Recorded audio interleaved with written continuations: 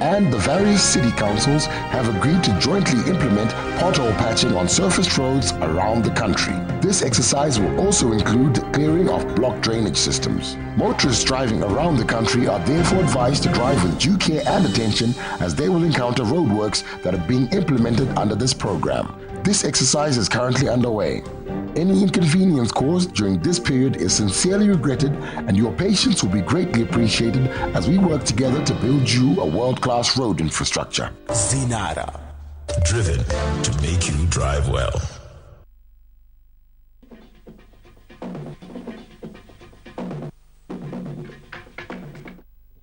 Still watching News Hour.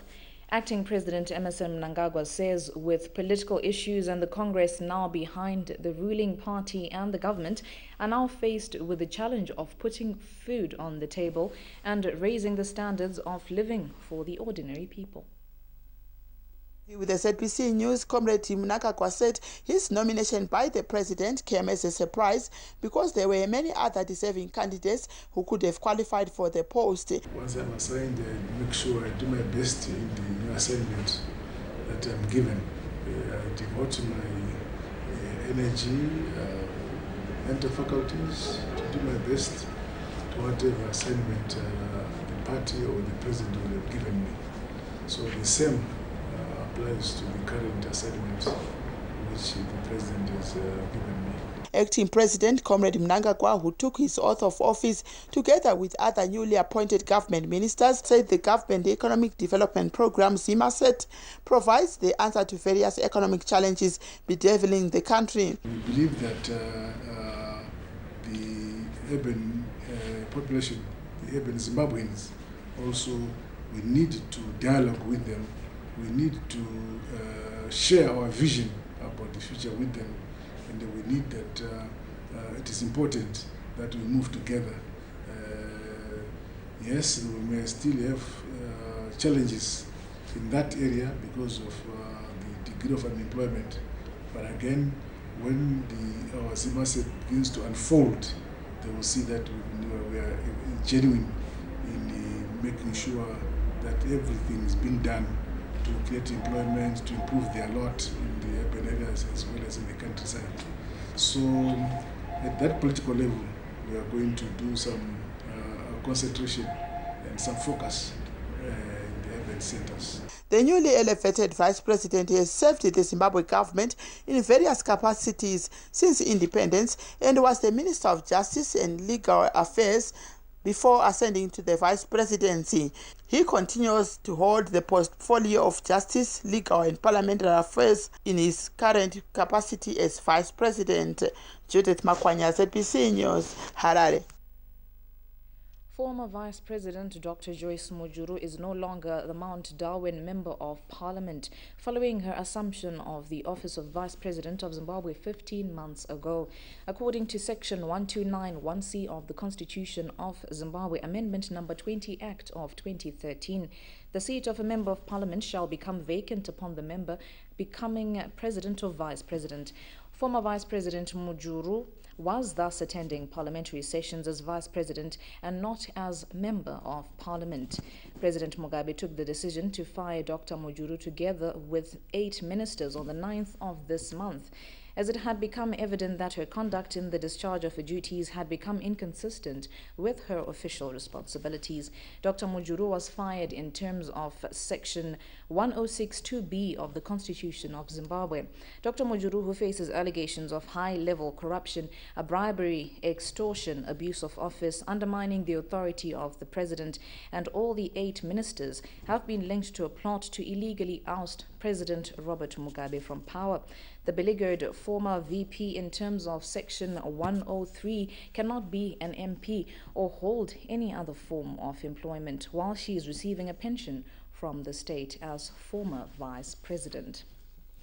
Now, just moving on here, politicians from across the political divide say this year's Unity Day should see the country going back to the drawing board on the meaning of the day, as it should herald a new sense of nationhood despite the differences in political preference. Let's get more details in the following report. The Unity Accord signed between ZANU-PF and PF-ZAPU has been described as having been key in maintaining peace in the country since 1987. Politicians from across the political divide concur that this year's Unity Day is a time to move from partisan politics to nationalism, which is key to economic development. What we must now focus on is unity, one, because out of unity will bring prosperity. A lot of people think that it is just a unity between ZAPU, PF ZAPU and ZANU. And in my opinion, it goes deeper than that. It's a unity of our people. And we need now to focus at the meaning of unity.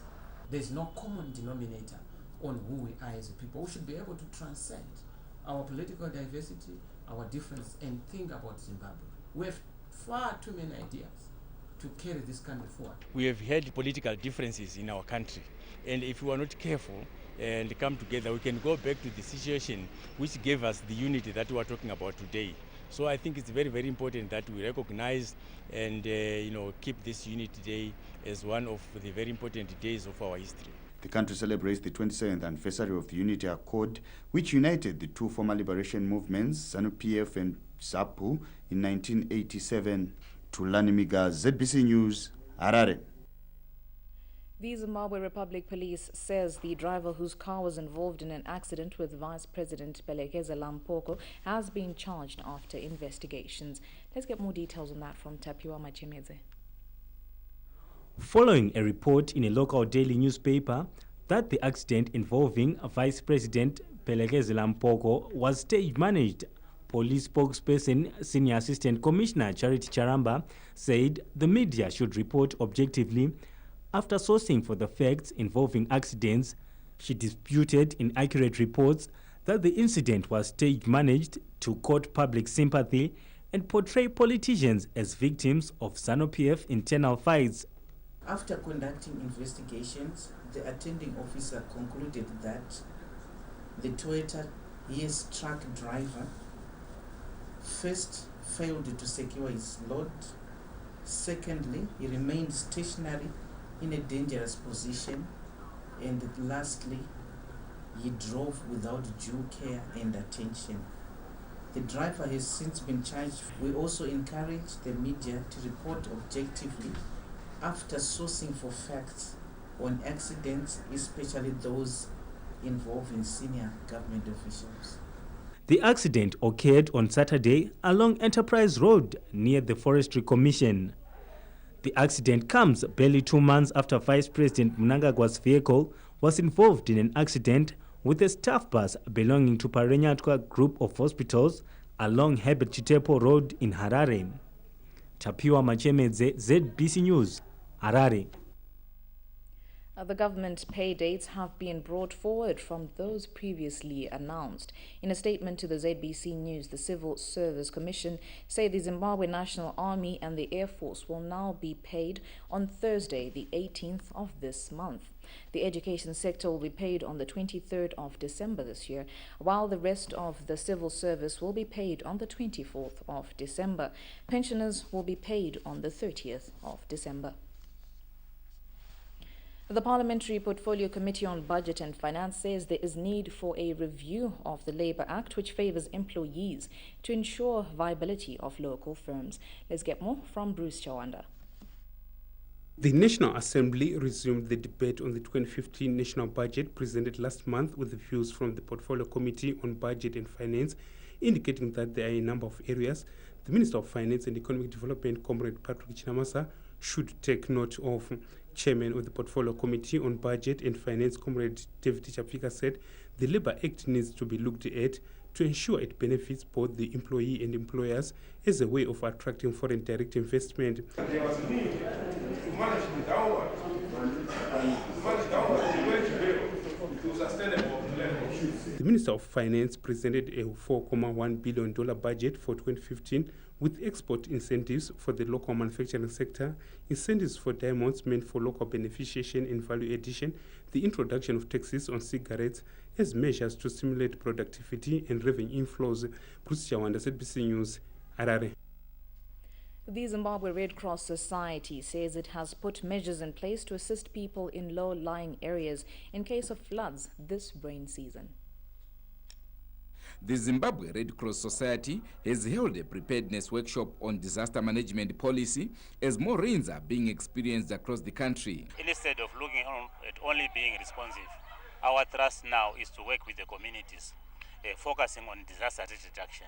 What we are encouraging is to have communities who can quickly inform not only the district but even at national level, and they are being capacitated with response mechanisms, and we are also putting together with the support from ECHO funding, which is going to support in provision of response materials, things like tents which will be pre-positioned in some of these areas, so much that when disaster strikes we need not to be waiting for almost a week before response is taken on the ground.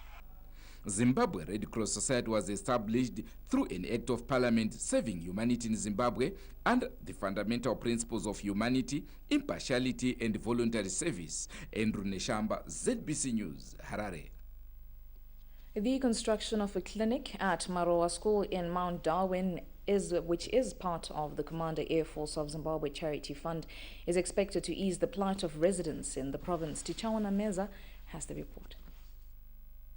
The Commander Air Force of Zimbabwe Charity Fund partnered with some corporates to construct the clinic at Maroa School in Mount Darwin, which will see villagers in the area accessing healthcare. In the short period of time which the Charity Fund has been in existence, we have literally been able to touch most corners of the country, especially targeting the most underprivileged in our communities. Corporates who donated to the cause said they're proud to have brought hope to a number of families through their support to the charity fund. I was really encouraged and excited to hear how we are empowering the girl child, orphans, and other people in the community that is in the remote part of Zimbabwe. This inspired us, and when I looked around, I said, no, I think it needs a clinic as well, because there were no health facilities in that area. The Commander Air Force of Zimbabwe Charity Fund identifies the less privileged and communities all over the country and offers assistance to them. It also caters for widows and orphans of deceased officers through the provision of educational scholarships and health services, among other concerns. Tichaona Meza, ZBC News, Harare. The ZANU-PF Manicaland provincial leadership has agreed to transform the city of Mutare into a hub for value addition. Let's get more from our Manicaland Bureau Chief, Spren Mutiwi. ZANU-PF Manicaland province says the era of supplying India and other countries with rough diamonds without value addition should be a thing of the past. The party's acting chairperson, Dr. Samuel Undenge, says Mutare should be the center for diamond cutting and polishing, adding that relevant technology should be brought to the city. We would like to see the cutting and polishing of diamonds taking place in Mutare.